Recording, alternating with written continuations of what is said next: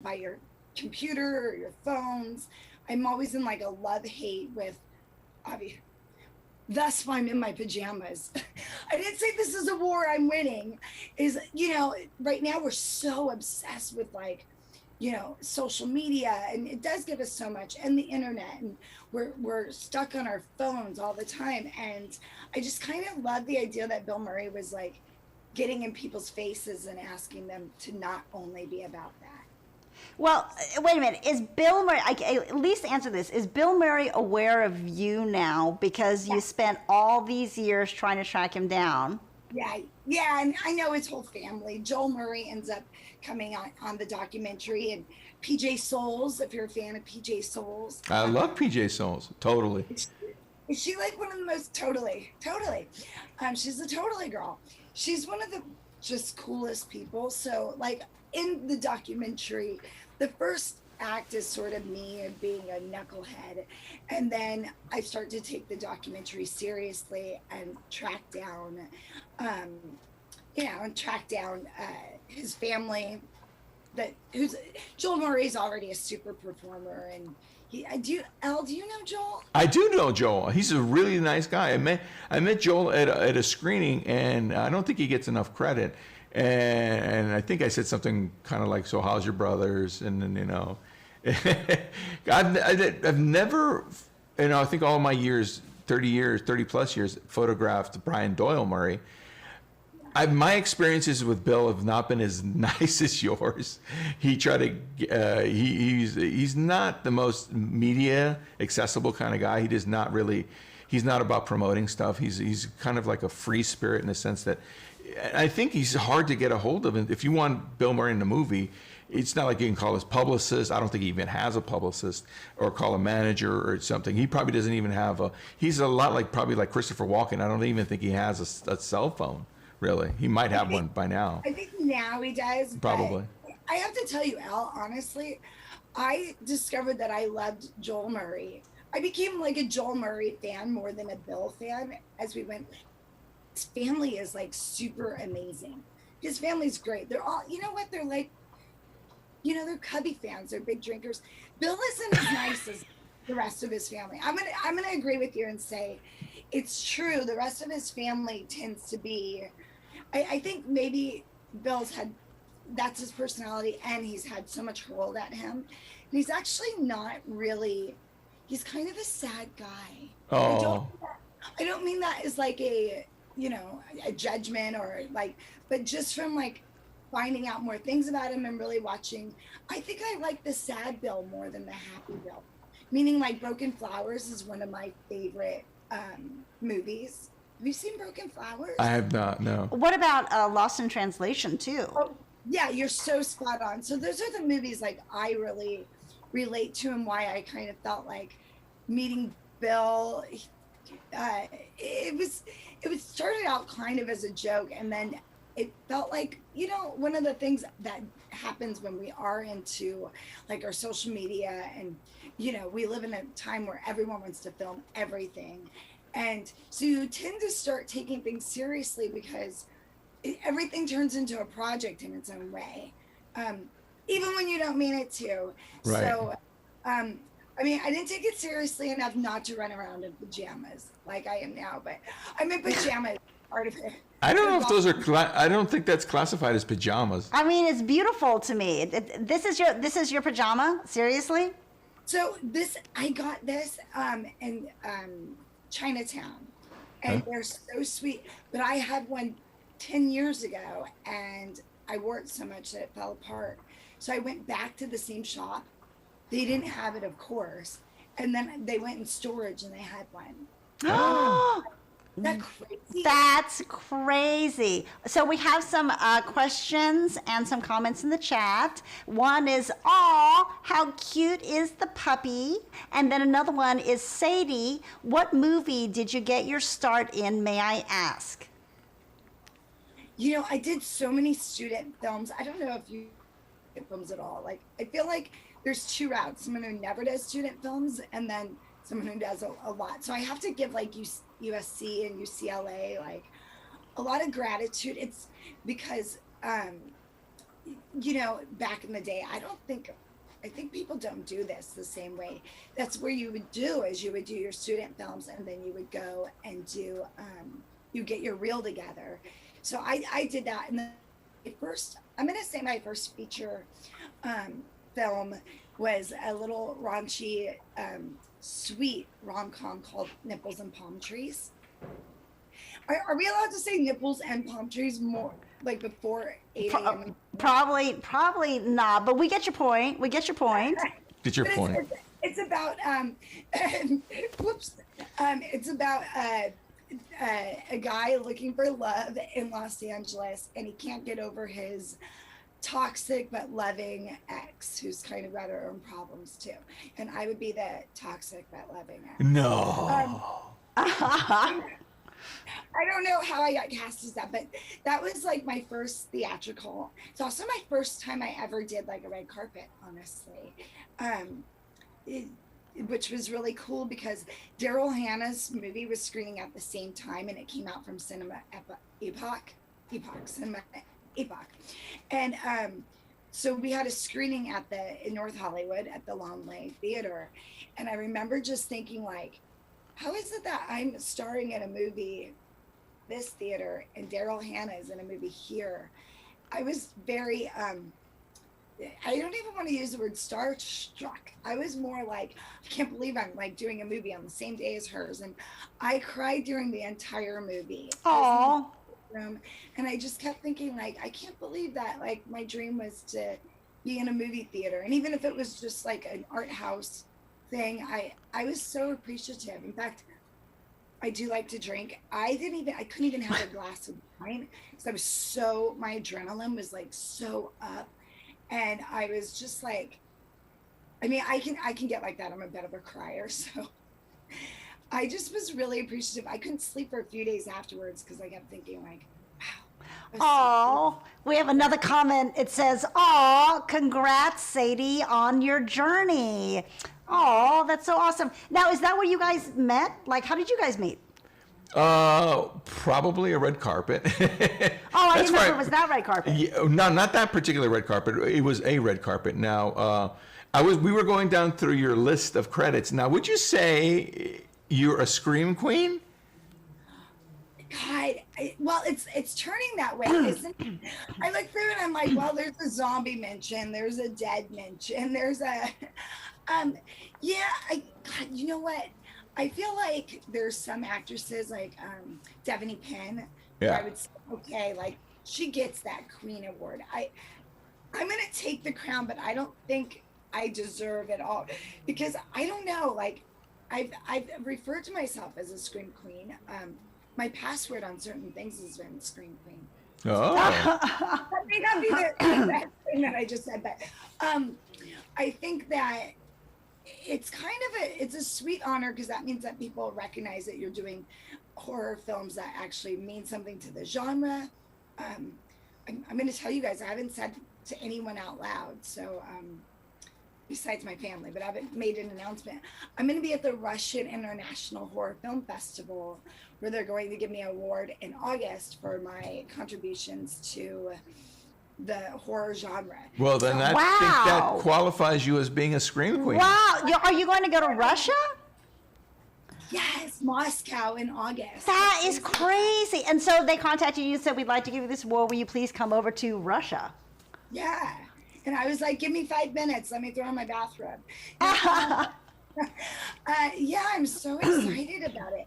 I'm still dealing with the immigration and the visa. Mm-hmm. It's so funny. I've been to China, and I know like China, when you have to get your visa and then you deal with the embassy and things, it does make I've traveled all over the world, but when you have to do that, it does feel a little more official, like they're welcoming. They're actually like saying, Sadie Katz, we allow you in our country.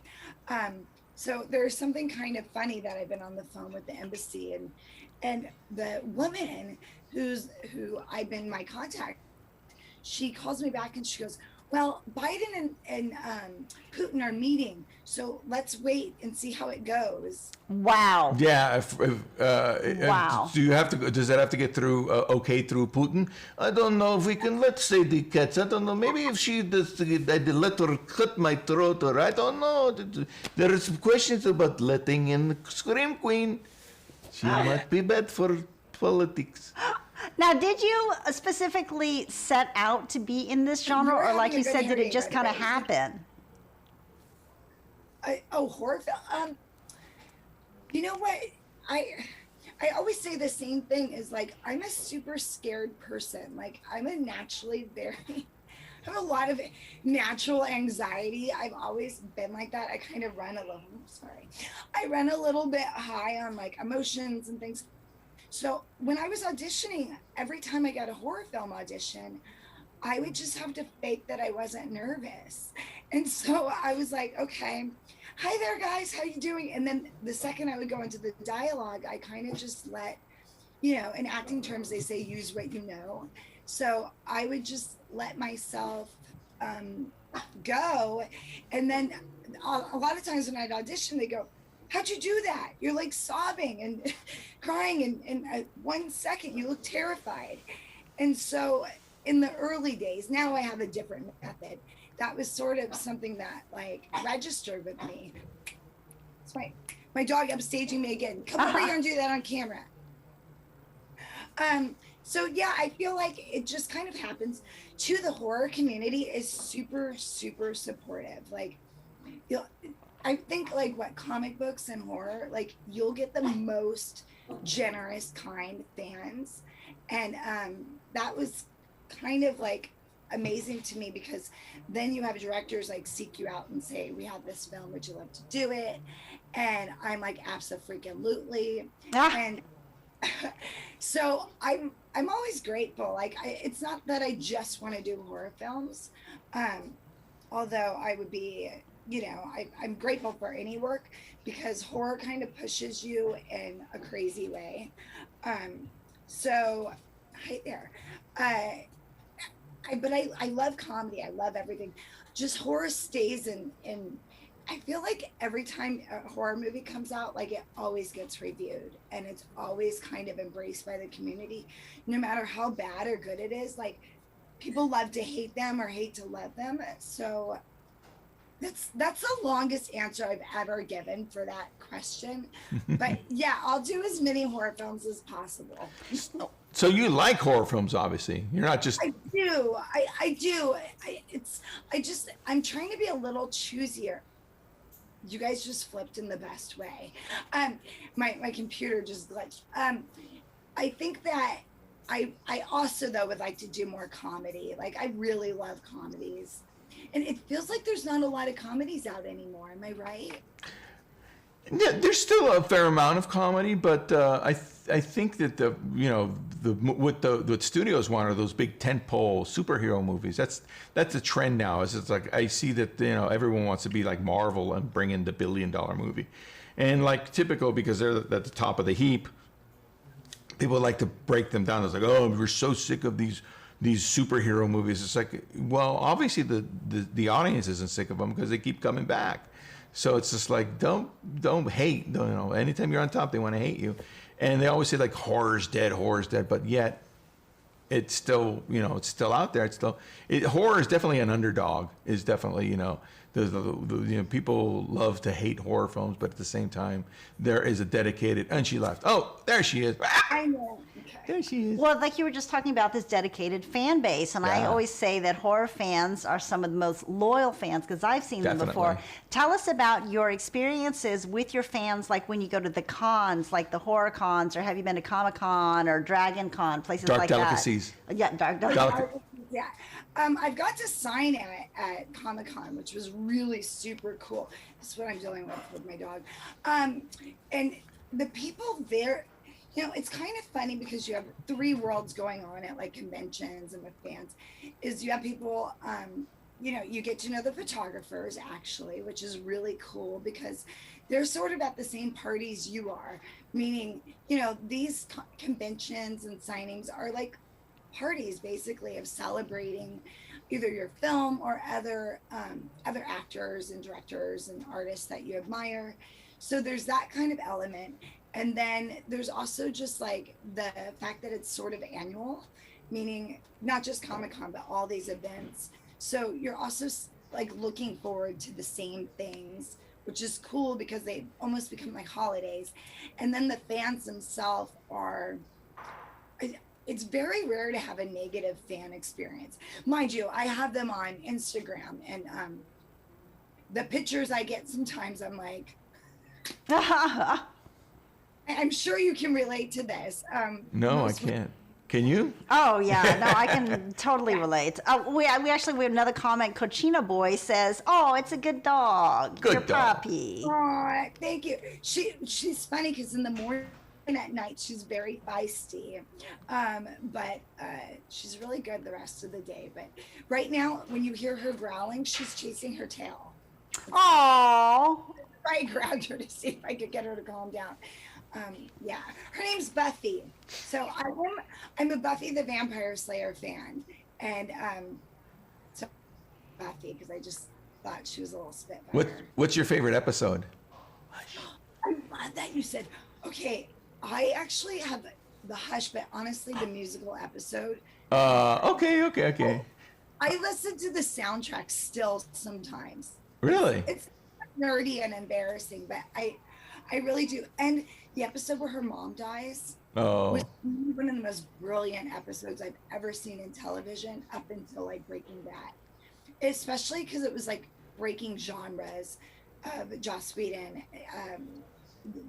So if you're not a Buffy watcher, Buffy's mom dies in an episode, and she's like a beloved character, and instead of them focusing on like demons and the craziness of Sunnyside, is it Sunnyside? Yeah. It ends up being just about the loss of her mom. Where's it? Sunnydale. Sunnydale. Sunnydale, thank you.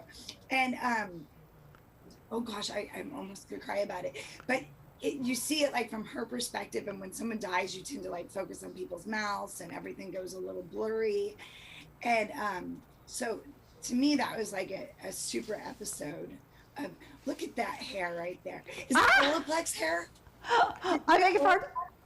Oh. Did you get Olaplex? Yes. How did you know that? Because I heard that you had a modeling job for Olaplex. Oh, that's so funny. I was about to say, what a weird coincidence. Yes, so now I've been using the Olaplex stuff because otherwise they're going to get mad. And I've been learning all the numbers and all that kind of stuff. So now wait, do you have a podcast we were talking about?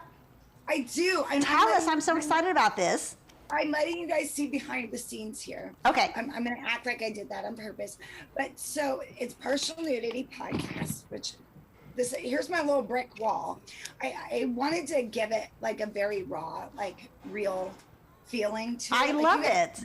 Your fancy studio, which I love, but all my favorite podcasts are kind of, even the big ones, like when Joe Rogan started out, it was much more, it was just like Joe being I'm a big Rogan fan, just having guests on and kind of shooting the SHBT, and also just like having one topic that wasn't just about being famous. So because you guys do that so well, interviewing artists and actors and things, and I wanted to do kind of edgy, fun topics, but that people don't normally talk about. Like I'm actually convincing my fiance to do a show about men going bald. How interesting. Isn't that so funny? Because no one talks about it, and poor men, like Al makes a face because look at that head of hair. Look at you guys, you both have epic hair. So like just the show I think is it's obviously for or women, obviously. I just had Kyle Lauder on from The Bold and the Beautiful. So, and he was talking about being a single dad and dating. And like, you ever meet a guy who, like, you don't want them to be that nice? Like, you're just in shock. That's Kyle. He's like the nicest human ever. So I had him on the show, and you know, I have a lot of male fans. I don't know why. So the show is a little bit like, I want to be like a female, I'm aspiring to be like a female Joe Rogan. So I think it skews a little bit towards men, but I feel like men, something needs to skew towards them, and then we as women, like we don't need it to skew to us so much because we're a little bit more. Um, I'm being so sexist, but like I kind of like sitting in on at like the cigar table or the boys club. So I think there's a lot of women that are like that as well. So you're a tomboy. And so what are some of I don't know. the topics that you guys have discussed? Because you're not just talking about people's careers and all that kind of stuff. Well, and I'm trying to keep it PG since it's still before 9 a.m. So we've talked about some of the things like the burlesque or tiki culture, the pinup culture, which was really interesting with the guy who runs Bachelor Pad magazine. I've also I actually went on Let's Make a Deal. So I did do an episode on Let's Make a Deal and the behind the scenes and what people don't know. So that was really silly and fun.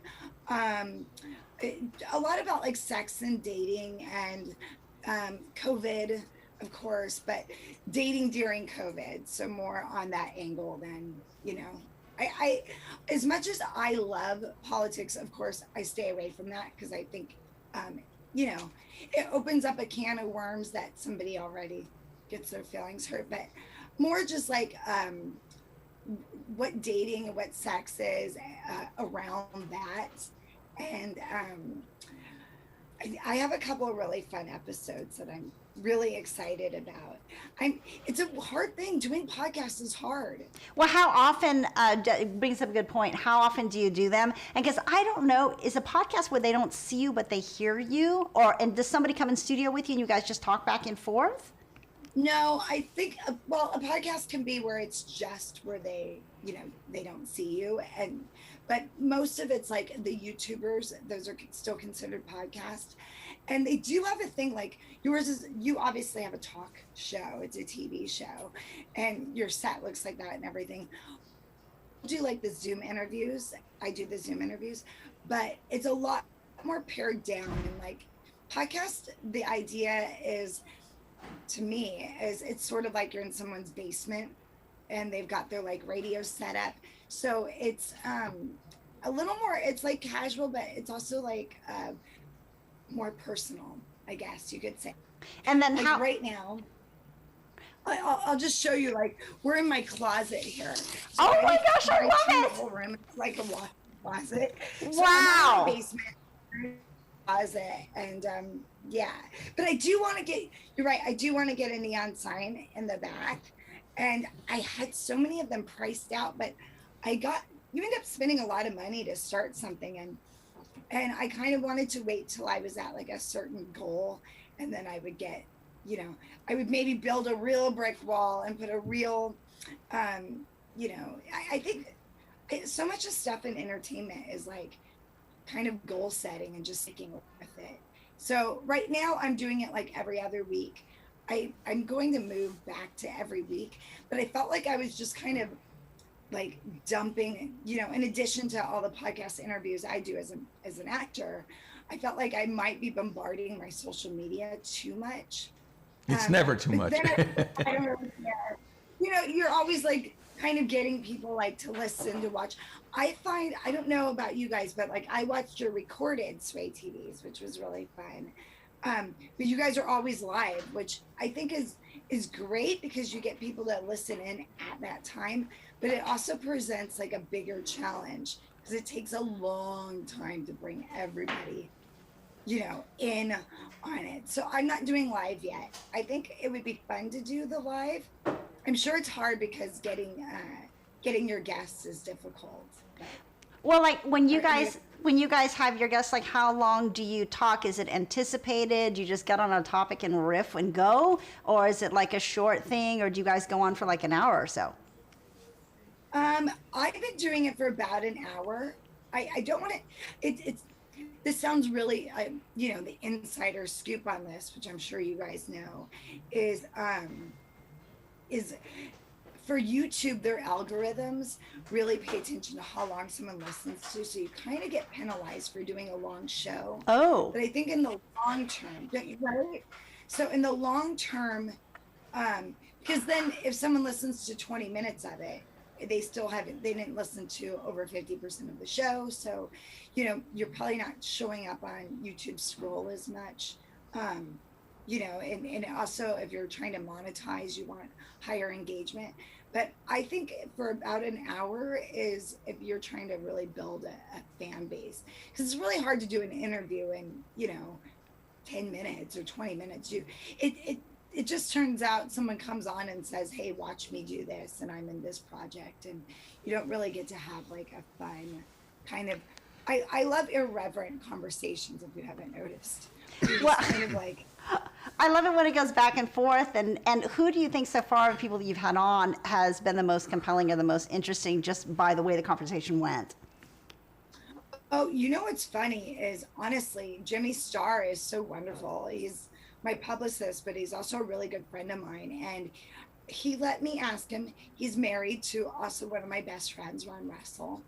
And so I had him on, and has been the most popular show too, just letting me ask him inappropriate questions to ask a gay man, which was part of being funny, but also part of like, so, you know, stuff that people don't really ask someone who's gay. And just having him talk about like gay culture and being married. And, you know, one of the questions I asked him, because I think things are changing so much now, which is wonderful, like gay pride, is the fact that like if he could choose to be gay or not to be gay, would he do that? And it was kind of lovely because it was great because he's an older man who's gone through, you know, straight relationships and times where people actually look down on being homosexual.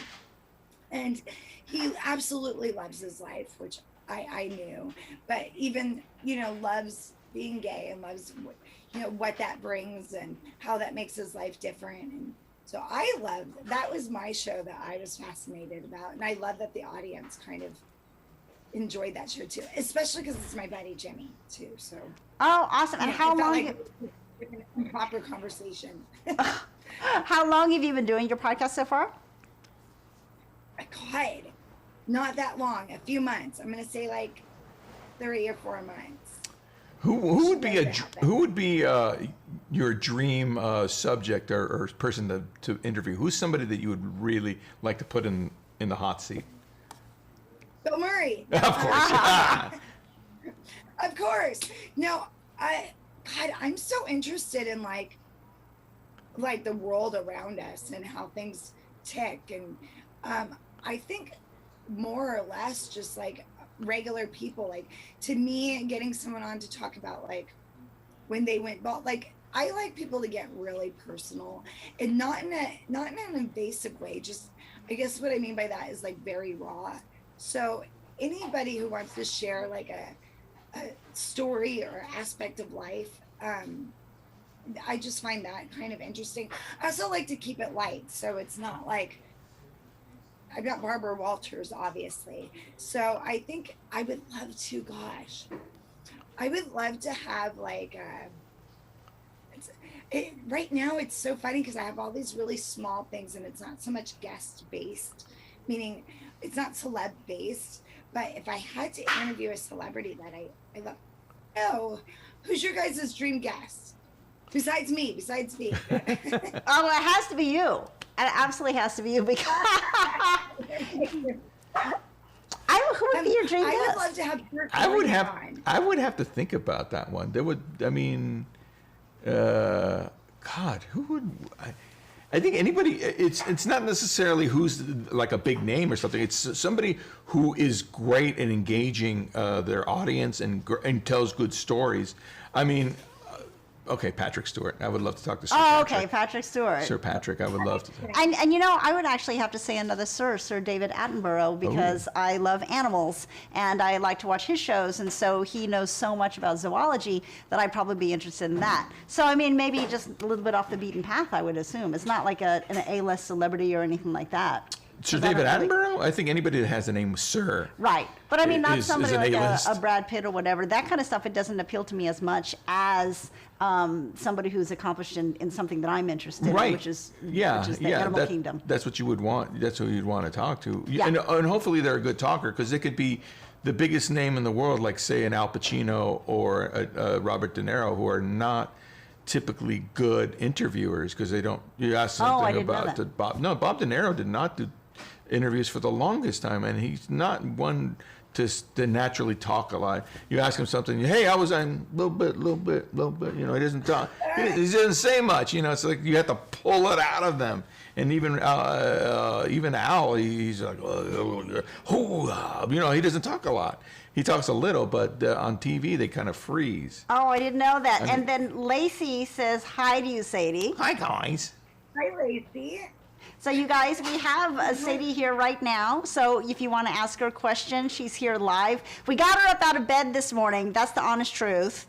Talk about that. I know, Now, I'm so tell us, embarrassed. I'm just curious, how did you think it was Wednesday, and were you really sleeping like when we were trying to contact you this morning? Because we normally have a Okay. show, right? Because you normally have your show on Wednesday, and we had switched the days. So for some reason, I had just locked in that we had switched dates. But I thought That's right, we did switch that days. we were saying on Wednesday. So I kept seeing the emails, and I just kept going, oh, I'm switching one Wednesday to another. Yeah, but I actually, yes, was dead asleep, and my phone rang because my fiance is shooting a true crime show. So How he's gone. neat. So I'm lying with my phone like by my bed, because that was the last person I talked to last night.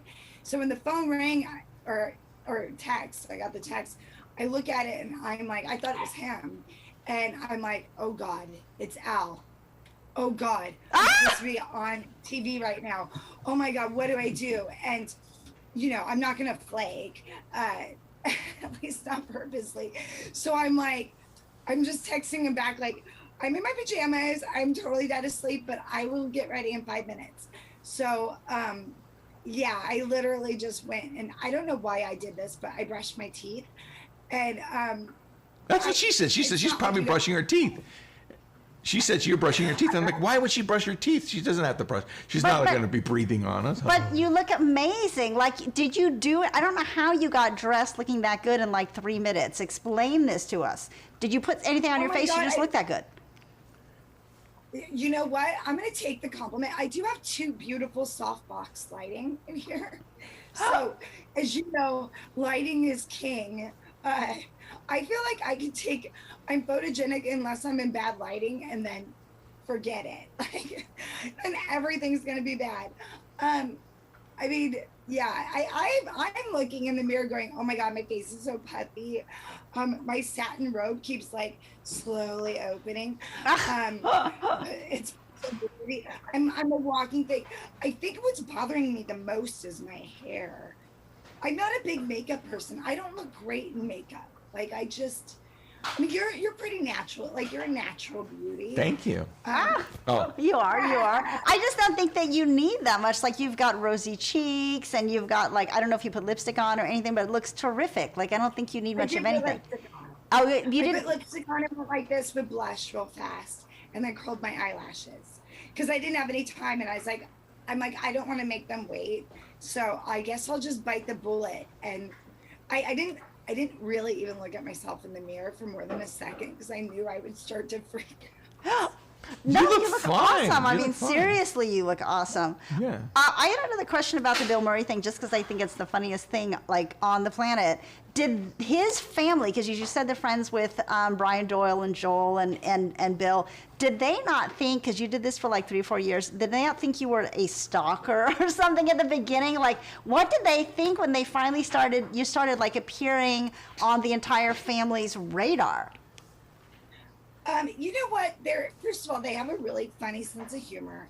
It's not it's not surprising to them that Bill attracts a lot of the crazy. And they have kind of Murray Brothers super fans because of their golf tournament. They do an amazing charity golf tournament. I think when I figured out Joel Murray was doing a show at Second City, I mean, he's a really talented actor, but he's also a really talented comedian. I'm like, whose line is it anyway? And a bunch of amazing movies. What's his movie that it's so good? The one where he's with the little girl. Maybe one of my favorite dark comedies. Is it the one the when he dresses up like a clown and this is a Bobcat. Bobcat directed it. Shakes the Clown? No. No, Shakes the Clown was something else. Okay. But I know which one you're talking about. Thank you very much.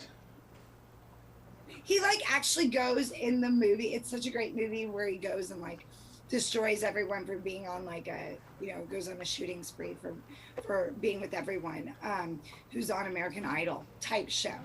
I don't think that show would get away with it now because we're a little bit more sensitive, but it's actually a super clever dark comedy. Anyway, so I went up to Joel at Second City and everyone's like, what are you going to say? What are you going to say? And to me, honesty is the best policy, even if it's sort of embarrassing. So I sort of had a speech of what I was going to say, but then I ran into him and I opened the door to Second City and he was standing there and I go, Joel, my name's Sadie Katz and I'm doing a documentary about Bill Murray and your brother, Bill Murray. And I just would love to be able to talk to you about it. And he started laughing. I said, can I buy you a beer? And then we went outside. I had a cigarette. I was at a comedy club. Sometimes you do those things. And we just started shooting that's my second almost saying the S-H-I-T. I'm guessing there's no cursing on this. But, and then he offered to meet me. I believe it was at the Cat and the Fiddle because he was in the middle of working. So I kept it kind of brief. So we went and we met there and he had some of his comedy buddies there and he was like, all right, you want to interview me for your documentary? I said, absolutely. But I was also a fan of his movies, which the movie I can't think of is one of my favorite dark comedies. So anyway, so he was like, all right, then you're going to have to hang out with the boys. And they were drinking beer. And I have to tell you, that's the most beer I've ever drank in one setting. Oh. I was so full. But every time they had a glass of beer, I had a glass of beer. And then I decided not to really say anything because I had so much fun. I was like, well, I don't want to interview him right away because he's such a cool guy. And one thing I will say about him and even the brothers all of them that I met, they really love their wives. They're the least Me Too type brothers, people in the industry. They were super sweet. So I got to meet Joel's wife. She came to one of the screenings and she's quite lovely, a nice human. And so I actually have bothered Joel a couple times because I met him a few times, had a couple beers. So he finally turned to me and said, are you going to ask me to do your documentary? And I'm like, yeah, I just was waiting for you to bring it up. I was enjoying hanging out with you as much as possible. So yeah, I think that I keep wanting to do another documentary just as an excuse to hang out with Joel again. Yeah, I want to learn to golf so I can go back to the golf tournament in Florida because they're such fun guys. It's really one of the best golf tournaments. Well, even though I don't golf. It's so funny because they were saying that, and I read this, that Caddyshack, which is one of my favorite movies of all time. Me too. Wasn't it written by Brian Doyle from his experiences as a caddy growing up on the golf course? And then they turned it into Caddyshack, right? Totally. Yeah, and now they have, where's it in Florida? I'm blanking out now. So at the Bill Murray Brothers have a foundation, and I feel like I'm advertising for them, but I'm such super fans of the whole family now. And they have a restaurant, and it's called the Caddyshack Restaurant, of course. And it's kind of celebrates the movie and celebrates golfing. And so if you go there, you get to actually you get to eat where they filmed Caddyshack, and then there's a restaurant theme, and then they do these huge golf tournaments. So if you're a Murray Brothers super fan or just love golfing, or if you love drinking for charity, that's your place to go. Wait, what was that movie where What was the one where he is it Zombieland where he plays himself and he gets Oh yeah, killed as Zombieland. himself in Yeah, Zombieland? Zombieland. Oh Which my is gosh. hilarious. He's hilarious. Like, Bill Murray's the ultimate cameo, I think, because you're never annoyed or like, Bill Murray showed up in a cameo. I feel like if Bill pops up in a movie, you're like, yes, this is great. It's a bonus. Feels like you're in the bonus track of the movie, which is really fun. And I think that's how, because he chooses projects. So, there's a famous story of him like, why did Bill Murray do Garfield? Even though it's actually a really cute movie, but is because when he saw the script, he saw that it said the Coen brothers, and there's two Coen brother writers. I mean, there's the brothers, and then there's the other Coen brothers, and it's so I think who wrote Garfield? I think it's just Coen, and he assumed it was Coen brothers, so he agreed to it because he's a huge Coen brothers fan. And then when he showed up, because there's not a lot of prep for a VO like that, he's like, what? I think that there is a little bit of a story that he didn't even know till the movie came out that it wasn't a Coen brothers film. And by then he was already buddies with them, and then he agreed to part two. I could be getting that story wrong, but That's yeah, funny. there's nothing weird films. That's so funny. Well, we actually have a couple of your projects right here on Amazon that you were so kind to send to us. And so we're going to show them to the audience, and then you can tell us all about them. So why don't we start with the first one? You guys, this is the Amityville Harvest. And you can rent this in high definition right here on Amazon Prime Video. You can also purchase it here. So, Sadie, tell us, what did you do in this movie? Why should people watch it? That's actually, it's directed by Thomas Churchill, and Kyle Lowder plays the vampire. So if you're into vampire films, Amityville Harvest is the first in a series of, I believe, 7 films that are kind of expanding the Amityville world. So, we all know Amityville, the movies, and, it's more about the house, but Amityville is a place as well. And so they kind of took that idea and said, well, what if we place this as kind of a Sunnydale, more or less, of like this town where it's overridden with monsters and demons and things. This one's very serious. I play a newscaster or a news reporter who's going in to investigate this Civil War time house. And then, of course, things start to happen and we start recording, and we can't get footage, and I interview the vampire, and of course I can't see the vampire on the footage because he's a vampire. It's actually a very serious, fun film. It has a lot of jump scares. If you're a jump scare person, this is your film. Oh, like when you don't expect it and then the person turns around and it's like, when you're in the audience.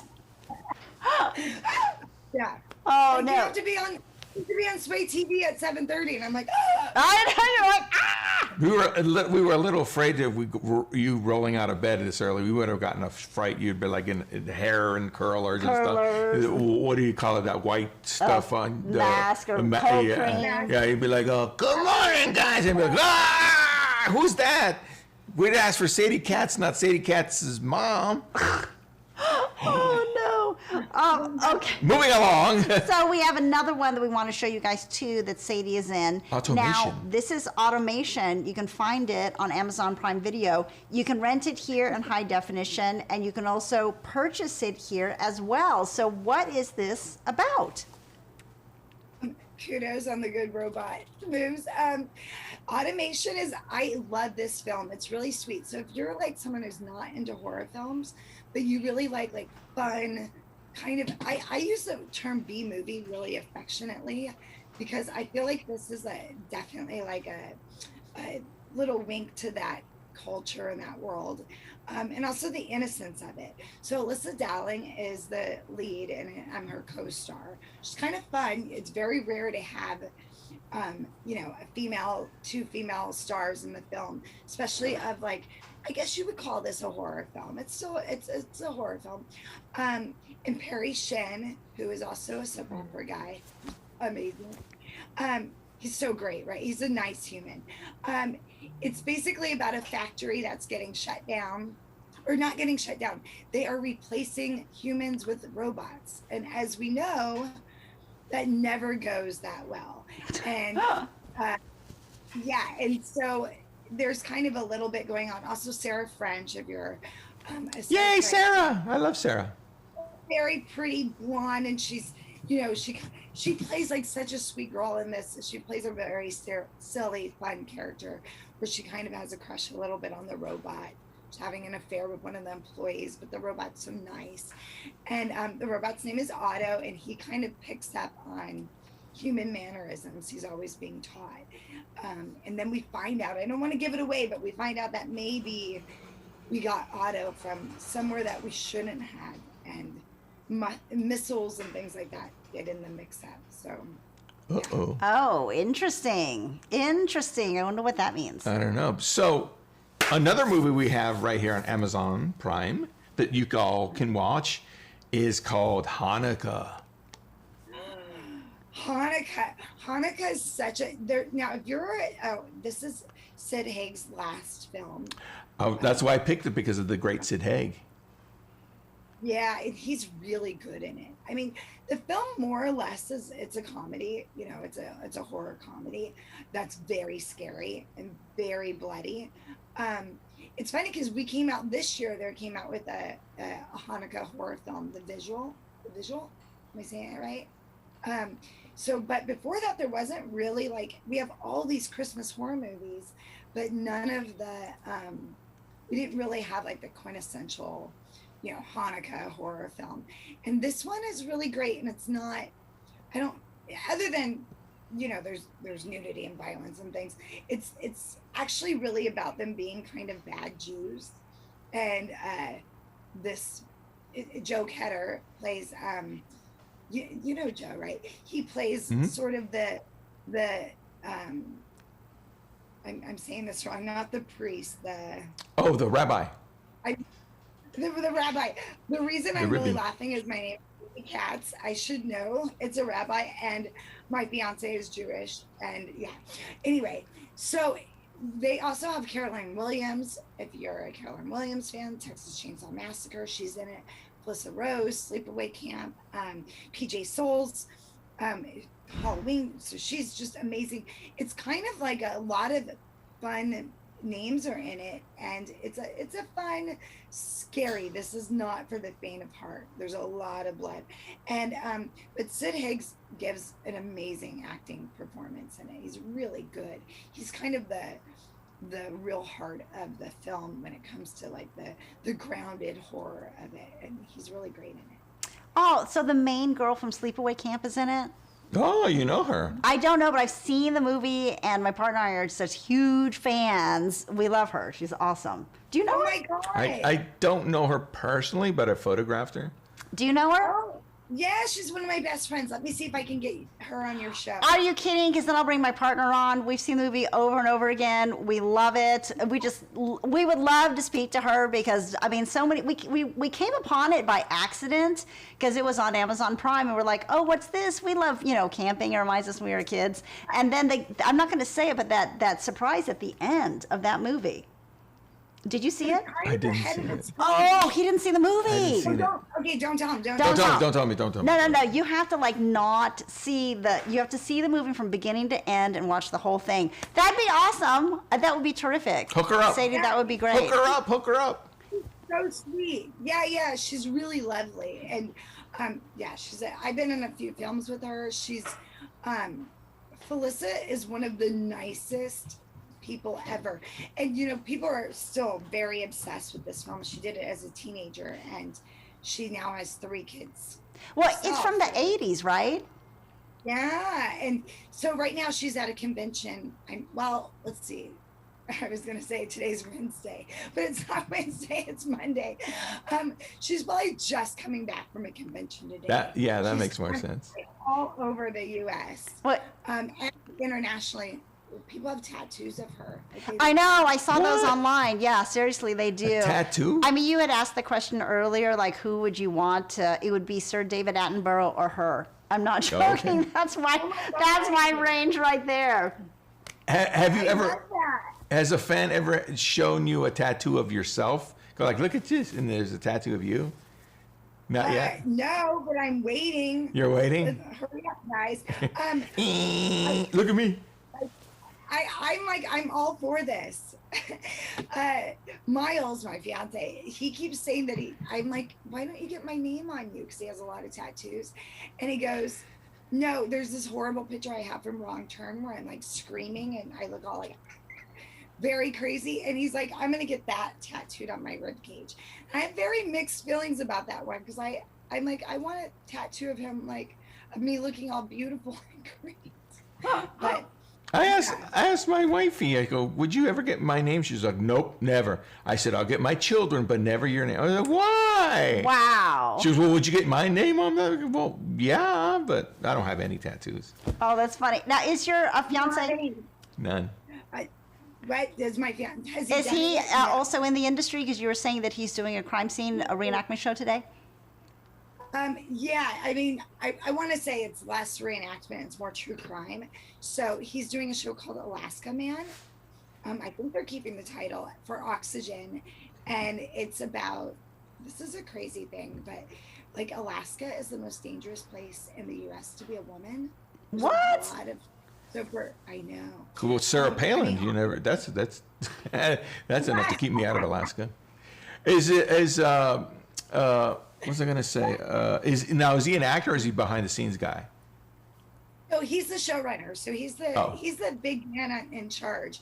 He's the boss. So yeah, when you do unscripted, for people who don't know this, like the showrunner is like the director, the head writer, and he also does the interviews. So, you know, his job, I'm getting to have fun most of the time in my job. And he has a good time, but he's interviewing people who've had their, who've lost their lovers, their kids. Or Oh. Mm-hmm. So, I mean, it's a really gritty true crime show. He's done other shows. He actually did Scientology and the Aftermath. So he was the showrunner for that. So his job is always interesting and always a little bit intense. I'm sure. Well, we have another one of yours, and we've talked so much about it that we actually wanted to show everybody on Amazon. So if you're curious, you can go to Amazon and order the Bill Murray Experience. So this is the Bill Murray Experience, and you can rent it right here in high definition on Amazon Prime Video, and you can also purchase it here. Now, you directed it, you starred in it, you wrote it, you did everything. So tell us an encapsulation of what is this, again, for those of you who just joined us. Okay. The Bill Murray Experience is basically my quest to have a magical experience with actor legend Bill Murray. And Ghostbuster. And you said, how long did it take you, again, to create the entire documentary? You know what's weird is it took a few years, mostly because I feel like, too, if you just tuned in, I'm in my robe because I'm a little bit of a space cadet and mixed up my days. So you're getting me at breakfast.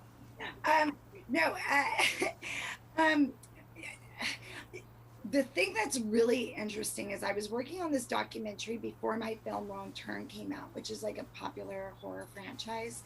So what happened was in the middle of shooting, I ended up getting picked up on this very successful horror franchise. So I'm kind of doing a movie like chasing an actor, which I didn't really think of it like that, but it is a little bit stalkery, I'll admit it. And at the same time, though, as I started to get like super fans who were kind of chasing me online, or I would see them at a thing and they would ask for my autograph. So I had like in between, a lot was changing in my life, like because I had started to. It was a very weird thing because I'm like, well, I'm still doing this documentary, but it's hard. I didn't really want the documentary to be about me as an actor.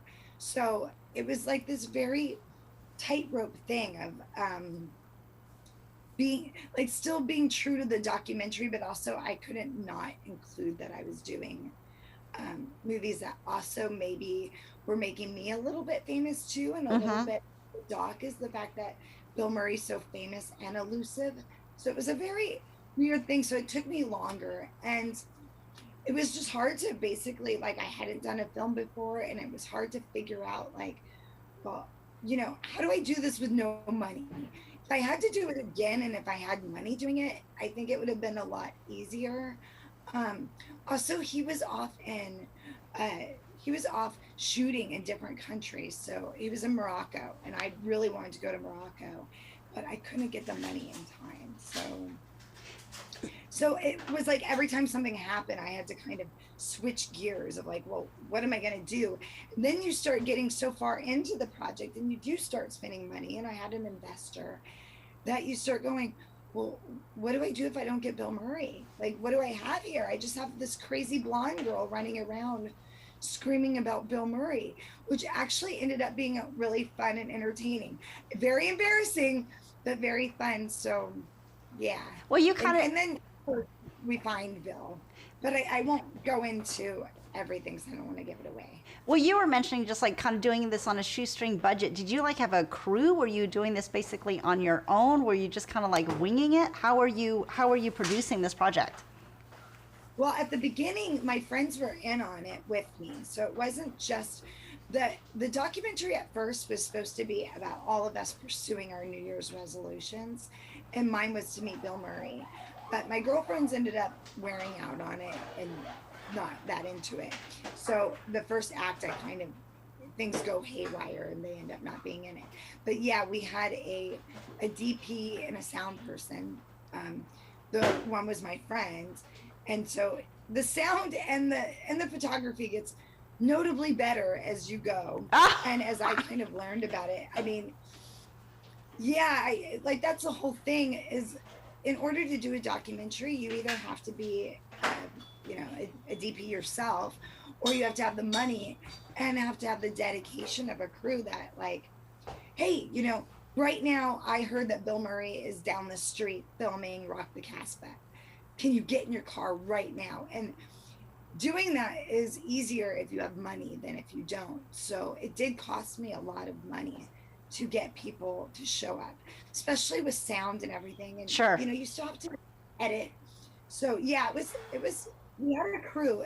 We call it a skeleton crew. It's like, when you sort of have your like you have your camera guy, your sound guy, and then maybe you have like 2 or 3 more. Right. It is a thing though.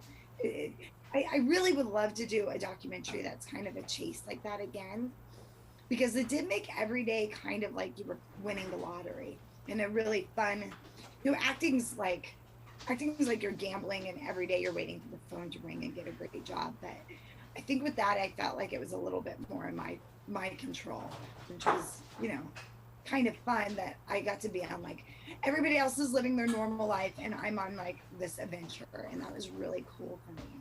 Oh, awesome. So now what is the next one we have for Hey, Sadie? let's switch gears real quick and then let's talk about House of Bad. Yay, I'm so glad you brought that film up. That's directed by Town, and it's on its 10-year anniversary this weekend. Wow. No, well, the last weekend is, so Jim, who now is a good friend of mine, him and his wife, I got cast in this it was my first horror film that got released. I did some other ones, but they never got finished, because, they were like student films. This was my first indie horror feature that I was the lead in. Scott Frizzell and Dorota were the producers, and I had so much fun doing this movie, and I loved my character. Like, I loved Syra. She plays a stripper with a heart of gold. With her sisters, they decide that they kind of want to clean up their life, so they steal Syra, my character's drug money, and they go and hide in a cabin that they grew up with in the woods that has some secrets, and the house starts to kind of take them, but at the same time they're hiding from their drug dealer Clint Jung, who actually passed away this year. Oh, I didn't know that you're friends with him. You're with, oh yeah, a lot of people are friends with Clint. Yeah, he's such a Wonderful. He's a really Wonderful person. He gave a really, if you're friends with him, I'm Yes. sure you know this. He We may have met then at one of his parties. If you ever went to one of his parties. Oh, in the at his- backyard. yeah, he was such a generous person, and him having and a really good actor and a really generous actor. So yeah, his fight with cancer was very sad, and it's sad, but it's kind of like that film has a special place for me because of that's where we met. We continued a friendship, and although he plays the bad guy, he's like the drug dealer in the film, which is so funny because he's like the nicest, cleanest person. I don't even think he ever smoked weed, and pot. Should I call it marijuana? But yeah, so he's in that. The movie's it's actually a really good indie film, horror film. And it won some awards. Won an award at Big Bear Film Festival for Best Horror Feature. And I still have a lot of fans from that. There's sort of a grindhouse quality to the film. It's definitely rated R though. It definitely has a little bit of partial nudity in it, in a fun throwback way. Yeah. What I find so funny is that Clint played a lot of like drug lords and this kind of character, and yet, like you said, he was like the nicest, funniest guy. It's just so ironic that he fit into that like slice of the pie, you know? Yeah, it's so hilarious because he's like such a fan of Halloween, so he'd throw those epic Halloween parties, but he never dressed as anything scary. He would be like a cop. No one ever cast Clint as a cop, and he was, as you know, he's a bodybuilder. Yeah. So he would have been great for a cop, or I think he did play a judge was one of his last. Right, roles. that was the final role that he did. Yeah, but it's funny. Yeah, everyone cast him as a bad guy, and he was ridiculously the nicest guy. The funniest guy who loved reptiles, and that was our main thing between us because he was a reptile guy, and we would just go back. We wouldn't even talk about the business. Wouldn't even talk about the business. We'd always talk about reptiles. So yeah, no, that's awesome. Awesome that you knew him. So here we have another one. I think this is the last one that we have, right, that we're going to show everybody. Which one is this one, Albert? Scorned. Yay! I wrote that with my writing partner, my former writing partner, from years ago. He's Mark Jones, who's the director of Leprechaun and creator of Leprechaun. He also was wow. Yeah, so if you're like an 80s buff, I worked for Glenn A. Larson, who did like Knight Rider, Battlestar Galactica, Magnum PI. Like A-Team. 18. Well, he didn't create 18, but Mark Jones was the showrunner for 18. They were all kind of in this very small world. As you know, there was only a few TV stations. So I worked for Glenn, and he's best friends with Mark Jones. And we started to say that we should write together. And Mark, who was the showrunner for 18, so he was the head writer, more or less. And we decided we were both going through a breakup, and we were just talking about how crazy women can be in a breakup. Like, they're much crazier than men in the breakup. Like, women, it's you combine a breakup and PMS, and like, especially then, I was in my early 20s. Like, I think I'm more of a crier now. Then it was like, I wanted blood. And I was just, it wasn't even me doing anything. It was just like the idea that what if you didn't stop someone? So the fabulous, really amazing Anna Lynn McCord ended up playing the part that we wrote for me. We thought it was going to be like a $50,000, independent film that I would be able to get my first feature film credit because I hadn't really been in a movie yet. So we wrote that with the idea of having me play this crazy woman who hell hath no fury, like a woman scorned. But Anchor Bay came aboard, and they really loved it, and they gave us a lot more money, and therefore they wanted to use the actors they had approved. So we have Billy Zane, who plays the victim in this, which is really fun. Billy Zane gets tortured more or less by Anna Lynn McCord's character, Sadie.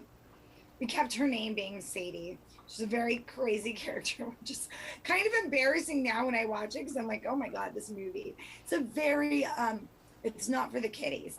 And then Viva Bianca, who I believe was on, I think she was in the early days of Game of Thrones, who plays the best friend. Oh, what did she play in Game of Thrones? I don't remember. I know this is like sacrilegious to say, but I wasn't a huge Game of Thrones person. I've seen it, but by the time I